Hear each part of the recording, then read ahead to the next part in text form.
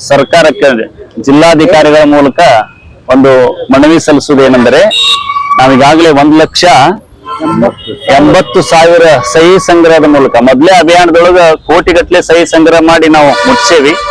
ಎರಡನೇ ಹಂತದ ಒಂದು ಈ ಅಭಿಯಾನದೊಳಗೆ ನಾವು ಜಿಲ್ಲಾವಾರು ಕಾರ್ಯವನ್ನು ಹಮ್ಮಿಕೊಂಡು ಈ ಗೋ ಸಮ್ಮಾನ್ ಸಂಸ್ಥೆಯ ಮೂಲಕ ನಾವು ಸರ್ಕಾರಕ್ಕಾಗ್ಲಿ ಪ್ರಧಾನಮಂತ್ರಿಗಾಗ್ಲಿ ರಾಜ್ಯಪಾಲರಿಗಾಗ್ಲಿ ಮತ್ತು ಮುಖ್ಯಮಂತ್ರಿ ರಾಜ್ಯದ ಮುಖ್ಯಮಂತ್ರಿಯಲ್ಲಿ ಒಂದು ಮನವಿ ಸಲ್ಲಿಸುವುದೇನೆಂದ್ರೆ ಗೋಮಾತೆ ಅತ್ಯಂತ ಶ್ರೇಷ್ಠವಾದದ್ದು ಅದಿದ್ರ ಇಡೀ ಮನುಕುಲ ಜೀವಕುಲ ಉಳಿತೈತಿ ಅನ್ನುವಂತ ಎಲ್ಲ ಸಂಶೋಧನೆಯಿಂದ ಸಿದ್ಧ ಆಗಿದ್ದರಿಂದ ಅದರ ಉಳಿವಿಗಾಗಿ ನಾವು ಸರ್ಕಾರಕ್ಕೆ ವಿನಂತಿ ಮಾಡ್ಕೋದೇನಂದ್ರೆ ಗೋಮಾತೆಯನ್ನು ರಾಷ್ಟ್ರ ಮಾತೆಯನ್ನಾಗಿ ಘೋಷಣೆ ಮಾಡ್ರಿ।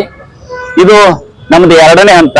ಅಕಸ್ಮಾತ್ ಇದು ನೀವು ಅಷ್ಟರೊಳಗೆ ನೀವು ಈಡೇರಿಸಲಿಲ್ಲ ಅಂದ್ರೆ ನಾವು ಮುಂದಿನ ಆಗಸ್ಟ್ ಅಂದ್ರೆ 2027 ಆಗಸ್ಟ್ ಒಳಗೆ ದೆಹಲಿ ರಾಜಧಾನಿ ಒಳಗೆ ಉಪವಾಸ ಸತ್ಯಾಗ್ರಹವನ್ನು ಕೈಕೋಬೇಕಂತೇಳಿ 3ನೇ ಹಂತದ ಒಂದು ಯೋಚನೆ ಇಟ್ಕೊಂಡೇವಿ। ಆದ ಕಾರಣ ಆ ಹಂತವಾಗಿ ಹೋಗೋದಕ್ಕೆ ಅವಕಾಶ ಕೊಡಬಾರದು। ರಾಷ್ಟ್ರಪತಿಗಳಾಗ್ಲಿ ಪ್ರಧಾನಮಂತ್ರಿಗಳಾಗ್ಲಿ ರಾಜ್ಯಪಾಲರಾಗ್ಲಿ ಮುಖ್ಯಮಂತ್ರಿಗಳಾಗ್ಲಿ ಈ ಕಾರ್ಯವನ್ನ ಆದಷ್ಟು ಶೀಘ್ರ ಘೋಷಣೆಗೊಳಿಸಿ ಎಲ್ಲ ಗೋಭಕ್ತರಿಗೂ ಜೊತೆಗೆ ರಾಷ್ಟ್ರಕ್ಕೂ ಹಿತ ಆಗುವಂತ ಒಂದು ಶ್ರೇಷ್ಠ ಕಾರ್ಯವನ್ನ ನೀವು ಮಾಡಬೇಕು। ಕೇಂದ್ರ ಸರ್ಕಾರ ತನ್ನ ಪ್ರಣಾಳಿಕೆಯೊಳಗೂ ಘೋಷಣೆ ಮಾಡ್ಯದ, ನಾವು ಗೋಮಾತೆಯನ್ನು ರಾಷ್ಟ್ರ ಮಾತೆಯಾಗಿ ಘೋಷಣೆ ಮಾಡ್ತೀವಿ ಅಂತೇಳಿ ಆ ಪ್ರಣಾಳಿಕೆ ಹೇಳಿದ ಪ್ರಕಾರ ಅದು ಘೋಷಣೆ ಮಾಡಬೇಕು ಅಂತ ಒಂದು ಕಾರ್ಯವನ್ನ ತಾವು ಆದಷ್ಟು ಶೀಘ್ರ ಮಾಡ್ತೀರಿ। ಮುಂದಿನ ಉಪವಾಸ ಸತ್ಯಾಗ್ರಹಕ್ಕೆ ಅವಕಾಶ ಕೊಡುದಿಲ್ಲ ಅಂತ ಹೇಳಿ ನಮ್ಮ ಮನದಾಸೆ ಇದೆ। ಆದಷ್ಟು ಆ ಆಸೆಯನ್ನ ತಾವೆಲ್ಲ ಈಡೇರಿಸ್ತೀರಿ ಅಂತ ಹೇಳಿ राज्य जिल्हाधिकारी मूलक तमगोंदु मनविಯನ್ನು सल्लिस्ता इद्दे। अभियान आम्ही करून तहसीलदारला एप्रिल 27 तारखेला आम्ही निवेदन दिला होता आणि सरकारने याला दखल घेतली नाही आहे, म्हणून आता मी जिल्हा लेवलला आता मी डीसीला मनवी दिलेला आहे। हे पण 1,80,000 सिग्नेचर झालेले आहेत, ते पण आम्ही इथे येऊन डीसी ऑफिसला आणि माननीय जिल्हाधिकाऱ्याला आम्ही निवेदन दिलेलं आहे।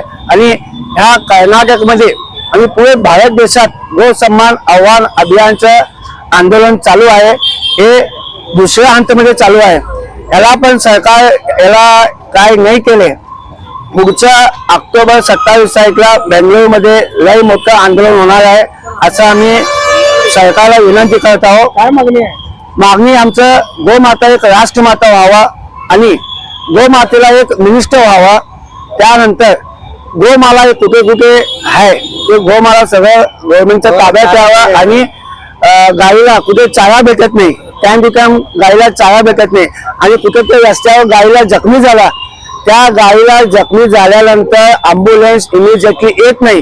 त्यामुळे आम्ही या सरकारला विनंती करत आहोत आणि रस्त्यावर भडक्या गाईला रस्त्यावर सोडतात, त्या गाईला उपचार करण्यासाठी इथे डॉक्टर्स अवेलेबल नाही आहे।